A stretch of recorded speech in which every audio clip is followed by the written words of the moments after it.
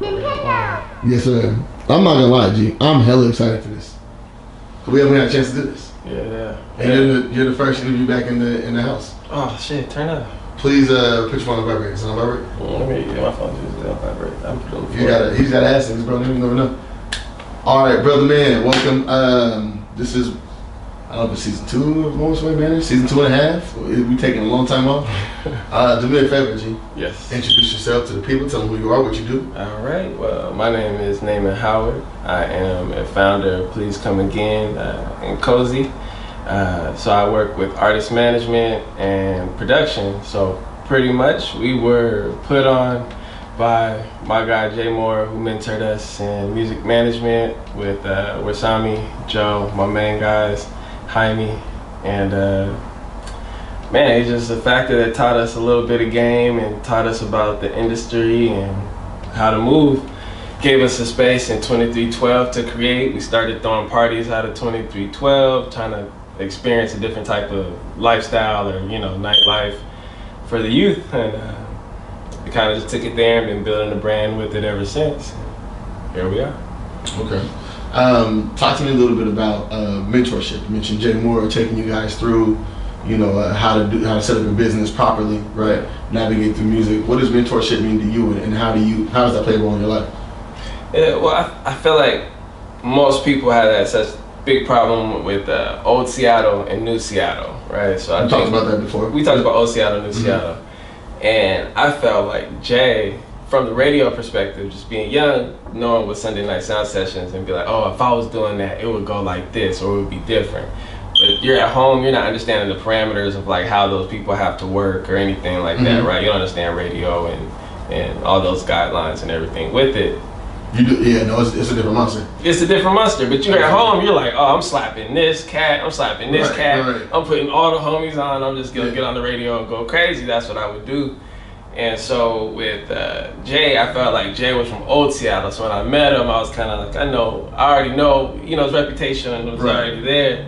And, and he just turned around, it was just nothing but love. And for some reason, like anything that I was trying to do or that I was working on, he always had a way of like knowing what I was doing, never saying it directly to me like, yo, that's stupid.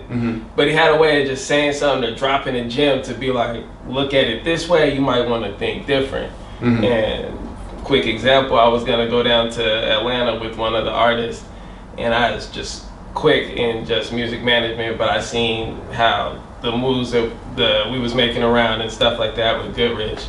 And I was just like, yo, Good Rich and Gold. Good Rich and Gold, yeah. So I was like, yo, it'd be dope. I'm gonna take Sean down here and we're just gonna experience. And and he was talking to me about the pros and cons of like having an artist and then not having like a schedule booked out for them or tangible things to do. And I was just like, damn, he's talking game, because I really just booked these tickets. I really just jumped the gun on a bunch of shit. You were just ready to get down and have the experience. I was ready to just get down and have the experience. It was just like these things, like they'll be there. You just want to take the proper channels and go through in the right steps. And so that little type of wisdom, the first time we ever took the first time we ever took a record deal call, you know what I'm saying? That was with Jay. And so like Jay handled that call. And just being able to sit there. What was that, 2014? 2015? Yeah, it was like 2014, 2015. Okay. And of course they jump on the line and say, oh, we're feeling this, and what are you guys looking for? You don't have no idea. Jay hops on the line, the first thing he says, we don't want no 360. Yeah. And that was after that was the energy. That's still the energy right now, you know what I'm saying? So it was like that energy, just like, okay, with that 360, then I really went home, Googled 360, what goes into that, and then figured out, okay, what are the pieces of independence that we can capitalize on? What are the pieces that we might need a machine behind us for? But Jay was always kind of putting the game, it's like, this is what we can handle as a team if we just kind of put the pieces here, if we put the energy there, this is where we might need to solicit help, but that can be done through partnerships and yada, yada, yada. And so Jay was pretty much, to me, it was a point where he was handing the keys over to us. Right. As far as like the 2312 and the programming going on there. So we was like, oh, it's, Because you guys basically have residency. Yeah. Yeah. Love that building, by the way. Yeah, I mean, it's definitely a staple. Like, and now it's no longer, right? Yeah, you know, it's definitely a lot of the culture and everything that busted out of there. A lot of the artists and stuff like that. Like, everybody from the scene was probably there in those years. The same players, the same people. All of us came through those doors. Yeah, so it might be a few years later, the brands are bigger in whichever way, but it's like that's where we all got together and got to experience that culture. Okay. What is PCA? What is PCA? What is Coze? What is HellaFIlthy? What are all the different brands that you have popping? So let's see. I'm gonna start with HellaFIlthy because that's the newest, right? Mm-hmm. And HellaFIlthy, that's me, myself, Joe, Juice, Sean, and our Cuddy Winston, my nephew Malik. And that's pretty much another version of Coze, but most people, I don't know if most people know, but me and Juice met in '98. Mm-hmm. And '98, we was 8 years old, you know, so we're all family, we're all cousins by marriage. Right. Me and Joe by blood, Juice and Sean by blood. Mm-hmm. And so Joe's 4 years younger than me. If I was 8, he was 4. Mm-hmm. If he was 4, Sean was 3, you know. And so we really always been that 206, 253 connection between us. And so I've always jumped back and forth. Joe would come out there with me. Mm-hmm. Sean comes out here, goes, you know, my family's like Thanksgivings and all that. And so HellaFIlthy to me was just a super Northwest word, you know. If the Bay has hyphy, if the South has crunk, and New York has dope, fresh, whatever, Seattle has filthy, like HellaFIlthy for sure. And so it wasn't Seattle, it wasn't just Tacoma, like it had to be bigger.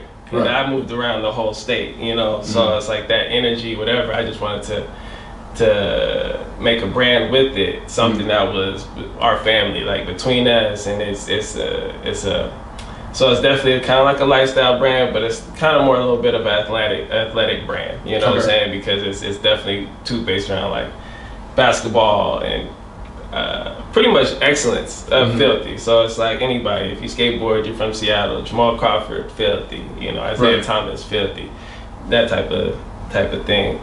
Coze, just the family, that's just the squad, that's, you know, Koi, everybody, we just kind of like Cozy boys, we had that. Have the jerseys? Yeah, we had the jerseys. Yeah. And so I just made that a brand just because we was just kind of running with it strong. And then Please Come Again is 2312. It is, you know, Good, Rich, and Gold. It is all of that. It is like all of that culture, pretty much of what we were doing down at 2312. That's Please Come Again. Okay. So that's Please Come Again is more the business side of things. It's the label, right? You gotta speak to the people. Yeah. So I mean, it's really tough though, because it's, you know, on one end it's artist management, but it's also we also do distribution with music, and we've always, with the gems that we've learned and the resources that we've learned, you know, our goal has always been to cultivate the talent from Seattle and Tacoma. Right. And we just use the resources that we've learned. Like everything we've gone into the meetings, if they said these are the markers that we need you to hit and everything like that, like okay. So when it comes to Dave, Key, Sean, Nacho, any of these people, is Please Come Again is just serving as pretty much a think group, you know, like maybe like a management group. But at the same time, say we have distribution, we have publicists, so we can at least see, you know, we can seek the right questions, find the answers that we're looking for.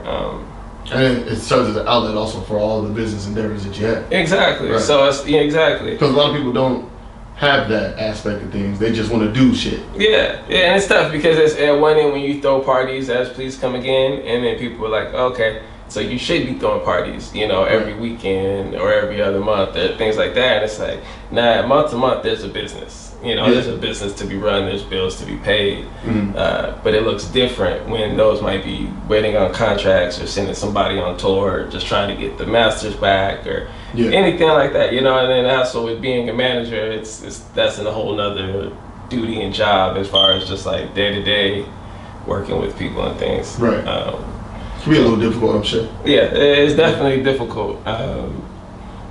But I'm looking forward to getting back to the programming side with Please Come Again. So as I'm pretty sure people know, we stepped away from doing. We stepped away because pretty much after Jay passed, he left us, you know, the duty now of like continuing the music distribution, and that wasn't even where we were at. You know, at that point we were just focusing on the programming at the gallery. Like, okay, this is what we can do to make money out of the gallery. This is when we can throw our events and we'll learn. Dave is just very, very like on the beginning of everything. You wasn't fucking with it at first. I remember. No, I was not. I remember exactly I don't think Dave represents the Seattle I can remember. But I remember I said it was Niles. Yeah. And then it's like later on I hear it, but I'm like, okay, it's both. For real. You know what I'm saying? But it was very too much aspects. But one aspect now, I've been in renting so long, it's like Dave's for real renting. Yeah. Like he's the king of renting. He went to Lindbergh. Did he? I think, yeah. I don't even doubt it, man. But sorry, it's that way. Dave's a Lindbergh kid. So he represents that. Yeah. But but I'm glad you guys have what you have, and like there's a fucking, you know, a message for it, and there's an outlet for everything to filter everything through. Yeah.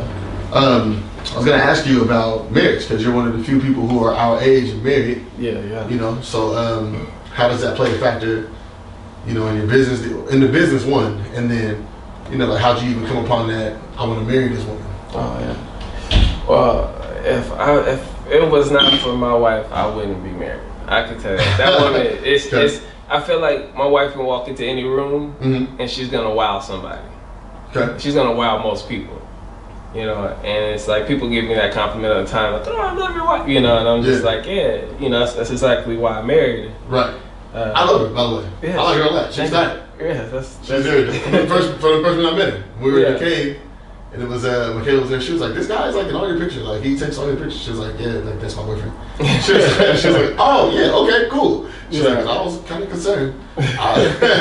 And I think the first thing, I mean, I met her when I was like 17. We was both 17. Just seeing her at a park.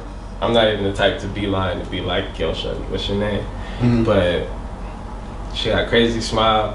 And I remember just being like, "Yo, what's your name? Like, who are you? You know, what's going on?" I just came out to Seattle on a random, you know what I'm saying, and went to a park in Tacoma. Because she's from Spanaway, right? She's from Spanaway, yeah. And so I was just like, okay. So over through the years, because she lived in Spanaway, I didn't even really see her like that. But we were just always friends. And so she went to school down south. She ended up going to school in North Carolina. And she came back, and I was just like, yo, we gotta hang out. We gotta see each other. So we seen each other probably like twice. In between there, hung out, and then kissed in the club once. I'll never be kissing in the club. But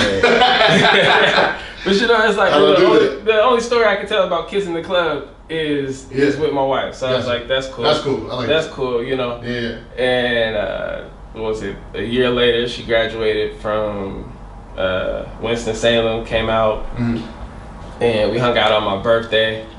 Had a great time. And I just was like, yo, this is the dopest woman I've ever been around. Like, that's the dopest shit ever. That's a dope compliment, man. Yeah. And it's like, I'm sold, you know what I'm saying? Like, just from everything, as far as just being able to be who I am, being able to be myself, that's for sure. She was the first person I sent something to. It was like, yo, look at these shirts. And she was like, really? Yeah, she was like, yo, those are whack. she was like, those are whack. And it wasn't even a sketch. It was a shirt that was already printed. Oh, you dig what I'm saying? Okay. So it wasn't even like, hey, what's this idea? What you think of it? You know what I'm saying? She was like, nah, I expect way better from you. You know? Oh, okay. And I was that's like, a different type of conversation, though. I'm a very opinionated person. Sure.